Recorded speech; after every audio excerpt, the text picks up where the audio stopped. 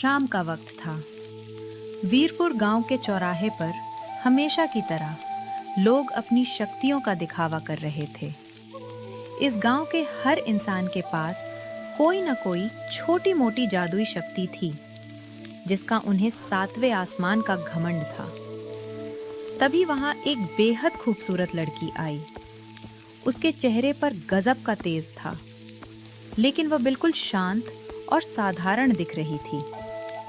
वो दुनिया की सबसे ताकतवर परी थी, जिसके पास ब्रह्मांड की सबसे खतरनाक शक्तियां थीं। अरे ओ भाइयों, जरा इसे तो देखो। लगता है राह भूलकर कोई सीधी सादी चिड़िया हमारे बाज के घोंसले में आ गई है। ए लड़की, यहाँ क्या कर रही हो? तुम्हारे पास कोई शक्ति वक्ति है या बस यूं ही घूम रही हो? मैं बस इस दुनिया को करीब से देखने आई हूँ। शक्तियां तो बस एक जरिया है, असली ताकत तो समझदारी में है। समझदार लड़की, तू गलत जगह आ गई है। वीरपुर में सिर्फ ताकत बोलती है। देख रहे हो, इसके पास उड़ने के लिए पंख तक नहीं है और बातें बड़ी बड़ी कर रही है। यहाँ का बच्चा बच्चा आग से खेलता है। चल कोई जादू दिखा, नहीं तो यहाँ से रास्ता नाप। अरे मुखिया जी, इसे क्या पता कि हम सब सालों से नील मशाल ब्लू फ्लेम जगाने की तपस्या कर रहे हैं, जो आज तक इस पूरे इलाके में कोई नहीं कर पाया। ये तो बस एक आम इंसान है। ओहो, मुझे तो इस पर बड़ा तरस आ रहा है। बिना शक्ति के लोग जीते कैसे हैं भला? जाओ लड़की, कहीं कोने में बैठकर तमाशा देखो। माया चुपचाप खड़ी सब सुन रही थी। उसने ना तो कोई भीख मांगी, ना ही किसी से मदद की गुहार लगाई। लोग उसे कमतर समझकर हंस रहे थे, लेकिन माया के चेहरे की मुस्कान गायब नहीं हुई। उसने तय किया कि इन घमंडियों को उनकी औकात दिखानी ही होगी। माया ने बस अपनी एक उंगली उठाई। हवा में एक हल्की सी सनसाहट हुई। अगले ही पल पूरे चौराहे के बीचों बीच एक विशाल, चमकदार और अलौकिक नील मशाल ब्लू फ्लेम जल उठी। ये वही जादुई दिव्य आग थी, जिसे पाने के लिए गांव के बड़े बड़े बुजुर्ग और खुद मुखिया कई सालों से घोर तपस्या कर रहे थे, पर असफल रहे थे। वह आग इतनी शुद्ध और ताकतवर थी कि उसकी रोशनी से पूरा गांव जगमगा उठा, लेकिन उसमें कोई जलन या नुकसान नहीं था। सबके चेहरे के रंग उड़ गए। हंसी के ठहाके पल भर में गायब हो गए। चारों तरफ सन्नाटा छा गया। ये कैसे संभव है? मशाल, इसके लिए तो मैंने 12 साल तपस्या की थी। ये जादुई आग इसके एक इशारे पर कैसे प्रकट हो गई? नहीं, ये कोई मजाक नहीं है। ये लड़की, ये कोई साधारण लड़की नहीं है। ये शक्ति तो देवताओं के पास होती है। गांव वाले पूरी तरह शॉक में थे। उनकी बोलती बंद हो चुकी थी। जिस लड़की का वे पल भर पहले मजाक उड़ा रहे थे, वह उनके सामने ब्रह्मांड की सबसे दुर्लभ शक्ति लिए खड़ी थी। लेकिन इंसानी घमंड इतनी जल्दी नहीं टूटता। अरे रुक जाओ सब, घबराने की कोई बात नहीं है। हो सकता है इसने कोई चालाकी की हो या कोई जड़ी बूटी छिड़की हो। कोई भी इतनी आसानी से ये शक्ति नहीं पा सकता। ये बस एक इत्तेफाक है। हाँ, मुखिया जी ठीक कह रहे हैं। इसके पास हमसे ज्यादा शक्ति थोड़ी ना हो सकती है। नील मशाल की नीली रोशनी में पूरा चौराहा नहाया हुआ था। गांव वालों के दिलों में डर तो था, लेकिन सदियों पुराना अहंकार उस डर पर भारी पड़ रहा था। वे यह स्वीकार ही नहीं करना चाहते थे कि बिना पंख वाली एक साधारण सी लड़की ने वह कर दिखाया जो उनके पूर्वज भी नहीं कर पाए थे। ए लड़की, तूने कोई हाथ की सफाई दिखाई है ना? वीरपुर के लोग मूर्ख नहीं हैं। इस जादुई आग को छूकर दिखा, तब मानूं कि ये तेरी असली शक्ति है, कोई छलावा नहीं। माया चुप रही। उसके चेहरे पर कोई शिकन नहीं थी। उसने धीरे से अपना हाथ आगे बढ़ाया और उस दिव्य नीली आग के बीचों बीच रख दिया। आग ने उसकी त्वचा को नहीं जलाया। मुखिया जी, ये तो आग से खेल रही है और इसे कुछ हो भी नहीं रहा। कहीं ये कोई बुरी आत्मा तो नहीं? तभी भीड़ को चीरते हुए गांव के सबसे वृद्ध और ज्ञानी माने जाने वाले तांत्रिक सोमनाथ आगे आए। उनके हाथ में एक जादुई छड़ी थी जिससे वे छोटे मोटे भ्रम पैदा किया करते थे। रुको विक्रम, मैं बताता हूं बात क्या है। शास्त्रों में लिखा है कि कभी कभी कुछ राहगीरों पर प्रकृति अनजाने में मेहरबान हो जाती है। इस लड़की को खुद नहीं पता कि इसके पास ये आग कैसे आई। असली जादुई नियंत्रण तो मेरे पास है, देखो। सोमनाथ ने अपनी छड़ी हवा में घुमाई और माया की नील मशाल को अपने वश में करने के लिए एक मंत्र फूका।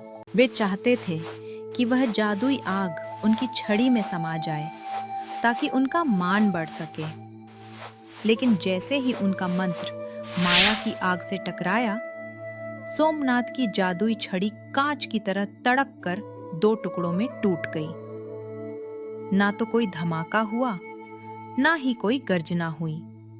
बस एक हल्की सी चटक की आवाज हुई और सोमनाथ का सालों का घमंड जमीन पर बिखर गया। ये नहीं हो सकता। मेरी जादुई छड़ी, इसने मेरी बरसों की साधना को एक पल में बेकार कर दिया। साधना जब दूसरों को नीचा दिखाने के लिए की जाए तो वो अपनी शक्ति खो देती है। शक्ति प्रदर्शन के लिए नहीं, संरक्षण के लिए होती है। गांव वाले इस अद्भुत घटना को देखकर अंदर से पूरी तरह हिल चुके थे। ऐसी खतरनाक और अकाट्य शक्ति उन्होंने कभी नहीं देखी थी, जो बिना किसी शोर शराबे के सामने वाले के जादू को निगल जाए। लेकिन उनकी सामूहिक बुद्धि पर घमंड का ऐसा पर्दा पड़ा था कि वे अपनी हार मानने को तैयार नहीं थे। सोमनाथ, तुम्हारी छड़ी पुरानी हो चुकी थी, इसलिए टूट गई। और तुम सब लोग इस लड़की से डर रहे हो। वीरपुर का कोई भी योद्धा इससे नहीं डरेगा। सुनो लड़की, तुम्हारी ये जादुई आग हमारे किसी काम की नहीं है। अगर सच में ताकतवर हो तो कल सुबह हमारे गांव के महामुकाबले में आना, जहां हम अपनी असली शक्तियों का प्रदर्शन करते हैं। वहां तुम्हारी इस चालाकी की पोल खुल जाएगी। हाँ हाँ, कल सुबह आना, देखते हैं तुम्हारी ये नीली आग हमारे योद्धाओं के सामने कितनी देर टिकती है। भाग मत जाना। माया ने उनकी चुनौतियों का कोई जवाब नहीं दिया। उसने अपनी उंगली नीचे की और वह विशाल नील मशाल पल भर में हवा में विलीन हो गई, जैसे उसका कोई अस्तित्व ही ना रहा हो। पूरा चौराहा फिर से अंधेरे और सामान्य मशालों की रोशनी में आ गया। बिना कुछ कहे माया चुपचाप मुड़ी और गांव की एक सुनसान धर्मशाला की तरफ बढ़ गई। गांव वाले उसे जाते हुए देख रहे थे।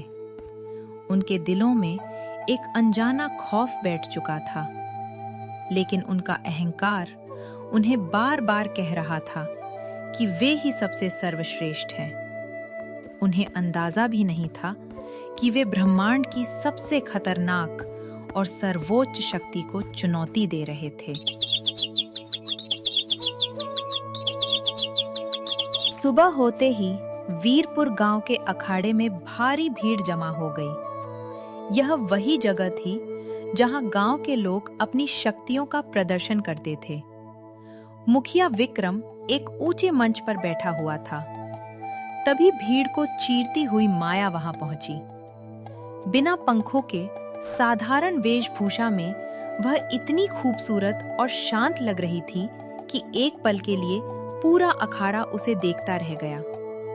लेकिन गांव वालों का अहंकार जल्दी ही वापस आ गया। तो तुम आ ही गई लड़की। मुझे लगा था कि कल रात की हाथ की सफाई दिखाने के बाद तुम डरकर भाग गई होगी। आज तुम्हारा सामना वीरपुर के असली जादू और ताकत से होगा।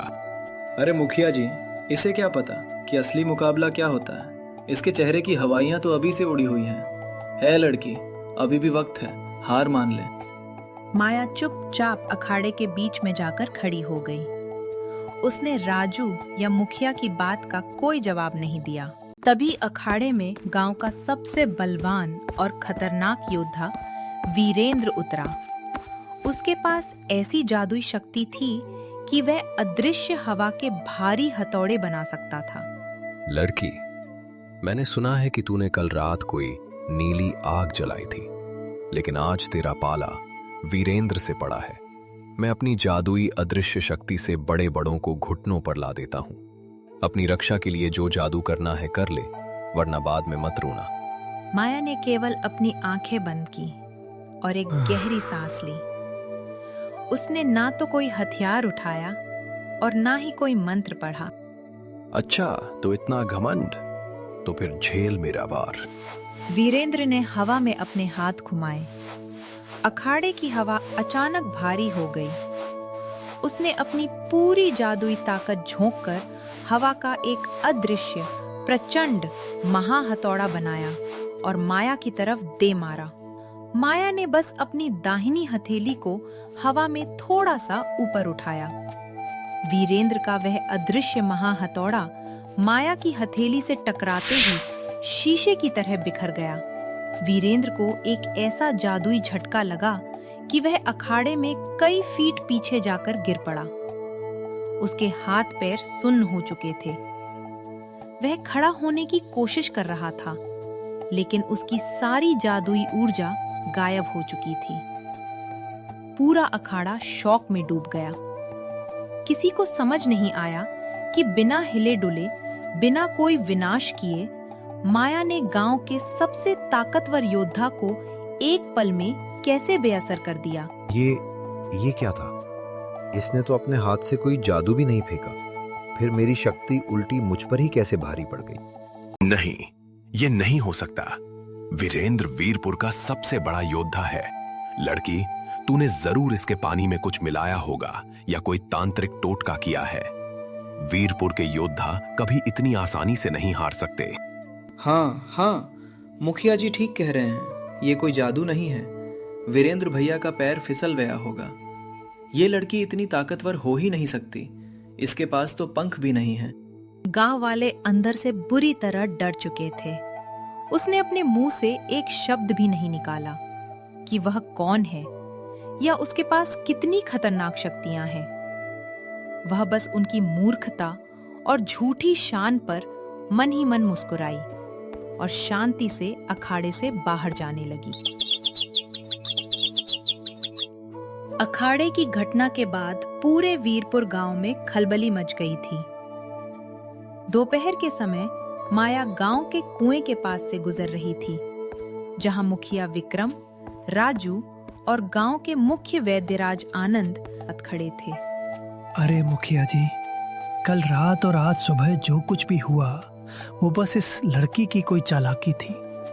असली जादुई शक्ति तो रोगों को ठीक करने और अमृत जैसा जल बनाने में है। शास्त्रों में लिखा है कि इस कुएं के नीचे एक दिव्य संजीवनी जल की धारा बहती है, जिसे प्रकट करने के लिए हमारे पूर्वजों ने 100 साल तक तपस्या की, पर कोई सफल नहीं हुआ। इस लड़की के बस की बात ये सब नहीं है। बिल्कुल सही कहा वैद्यराज जी। ये लड़की तो बस दूसरों की शक्ति को उलटना जानती है। खुद से कुछ नया रचना इसके बस का कहाँ। ऐ लड़की, अगर सच में तेरे पास कोई शक्ति है तो इस कुएं से वह दिव्य संजीवनी जल निकाल कर दिखा, जिसे कोई आज तक नहीं छू सका। हाँ, अगर तूने ऐसा कर दिया तब हम मानेंगे कि तू कोई मामूली चालाक लड़की नहीं है, वरना तुझे इस गांव से ढोंग करने के जुर्म में बाहर निकाल दिया जाएगा। तुम लोग ऐसे नहीं मानोगे। अब लो, देखो मेरी पूरी शक्ति।